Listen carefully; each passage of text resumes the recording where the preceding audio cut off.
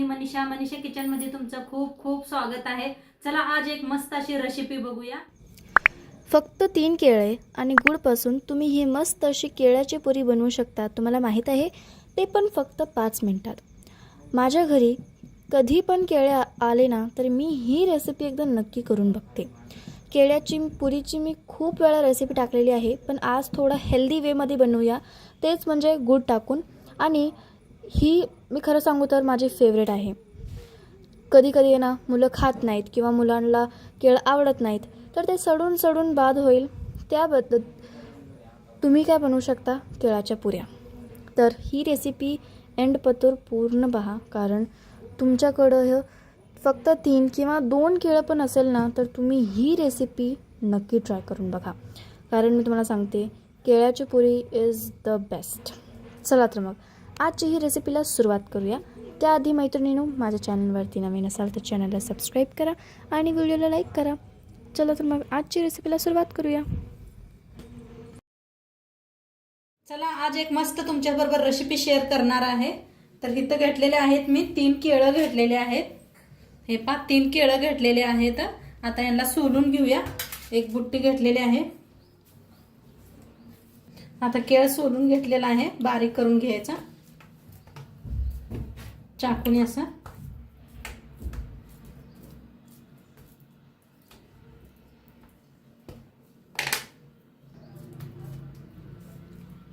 हे बघा केळ तिन्हीच्या तिन्ही अशी बारीक करून घेतलेले आहेत मी। आता इथं घेतलेला आहे गुळ घेतलेला, एक वाटीभर गुळ घेतलेला आहे किसून बारीक असा, ते बी ह्याच्यातच मिक्स करूया।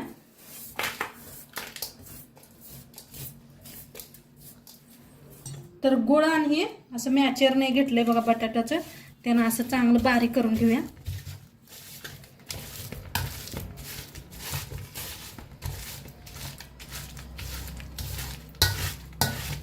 मस्त बारीक व्हायला लागलेला आहे गुळाबरोबर। कधी कधी बघा केळी खराब होत असत्या, खात नाही ती, तर असं नक्की करून बघा तुम्ही एकदा, कुणाला बी कळणार नाही तुम्ही केळापासून ही वस्तू बनवलेली आहे म्हणून। आता चांगलं मिक्स केलेलं आहे। आता इथं घेतलेला आहे बारीक रवा घेतलेला आहे अर्धी वाटीभर, ती ह्याच्यात मिक्स करूया। आता थोडंसं मीठ घेतलेलं आहे, जास्त नाही, थोडंसं घ्यायचं, म्हणजे गोडाबरोबर मिठाची चव खूप ही होते, बॅलन्स चांगलं होतंय त्यांचं मस्त। तर हे रव्याला बी एकदा ह्याच्याबरोबर मिक्स करून घेऊया आपण।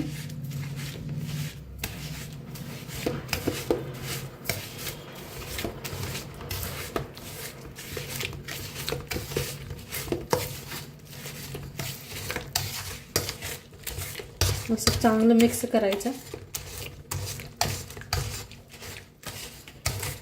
म्हणजे गुळाचे गाठी असतात ना सगळ्या निघून जाते। त्या किसून घेतलेला आहे गुळ आपण, तरी बी एखादी बघा गाठी असते त्यासाठी चांगलं असं मॅच करायचं। तर चांगलं बी रव्याला बी मिक्स केलेलं आहे। आता चाळण घेतलेलं आहे, गव्हाचं पीठ घेतलेलं आहे, तर गव्हाचं पीठ चाळून घेऊया। किती बसतंय ह्याच्यात बघून चाळूया थोडं थोडं करून।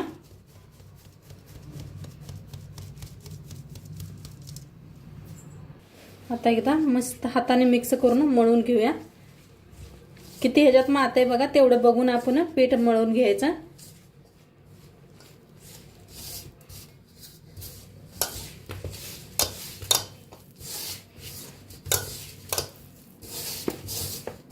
अजून थोडंसं बसतं, या पातळ दिसायला लागलंय, तर आणि जरा चाळून घेते। तर पीठ असं छान मळलेलं आहे। तुम्हाला वाटलं थोडंसं घट्ट झालं तर थोडंसं पाणी लावून पीठ मळू शकताय तुम्ही। तर मस्त असं मी मळून घेतलेलं आहे पीठ। आता थोड्या वेळ झाकून ठेवूया आपण, तर थोड्या वेळ असं झाकून ठेवूया आपण। तर बघूया आपलं पीठ मऊ झालंय का, तर मस्त झालेलं आहे पीठ। आता ह्याचे बारीक गोळे बनवून घेऊया।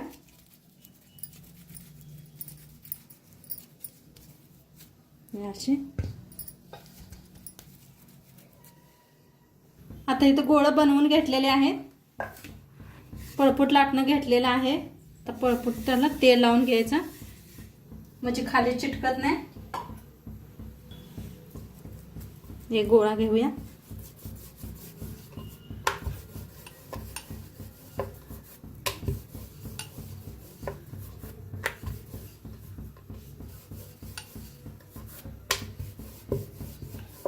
मस्त एवढं पातळ लाटलेलं आहे. साईडला काढून ठेवले. दुसरं बी लाटून घेऊया, म्हणजे पटापटात तेलात तळायला येतात. आज करून घ्यायचे.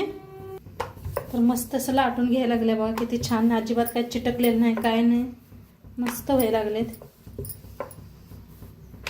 चवीला तर एक नंबर लागतात हे गुळाचे.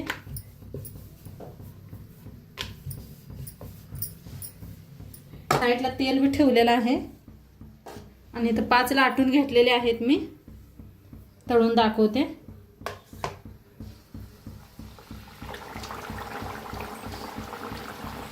तर कसं मस्त फुगायला लागलेत बघा. फिरवून घेऊया.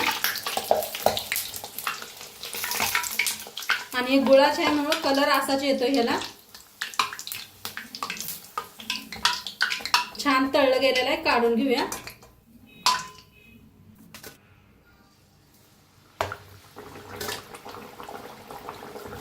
काय भारी फुगायला लागले. मस्त.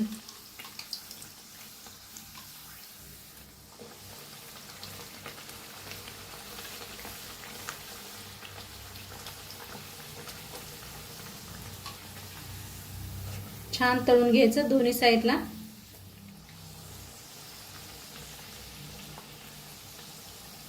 छान तळलं गेलेलं आहे. काढून घेऊया.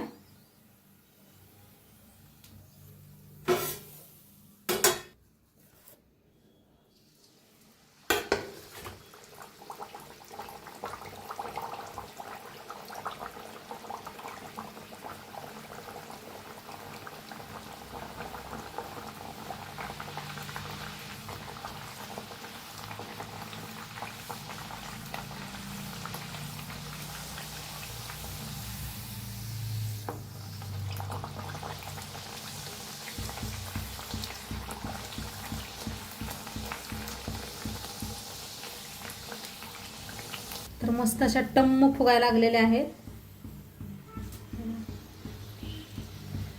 आणि या गव्हाच्या पिठाचे आहेत म्हणताना कलर बी असा येतो. याच्यात गुळ बी घातलेला आहे आपण.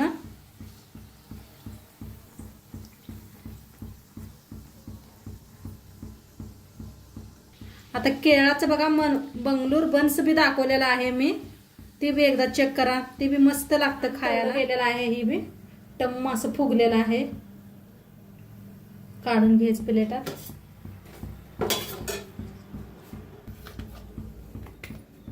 आता सगळं ह्या पद्धतीने तळून घेते. तर मस्त आपल्या केळाच्या पुरी बनवून रेडी झालेल्या आहेत. काय भारी कलर आलाय बघा. मस्त झालेले आहेत आणि खूप छान लागतात खायला बी. नक्की करून बघा तुम्ही एकदा. आणि आजचं व्हिडिओ कसं वाटलं ते बी सांगा. चॅनलवर नवीन असाल तर चॅनलला सबस्क्राईब करा. उद्या भेटूया अशाच नवीन नवीन रेसिपी सोबत. तोंडपत्र खात राहावा, मस्त राहावा. बाय.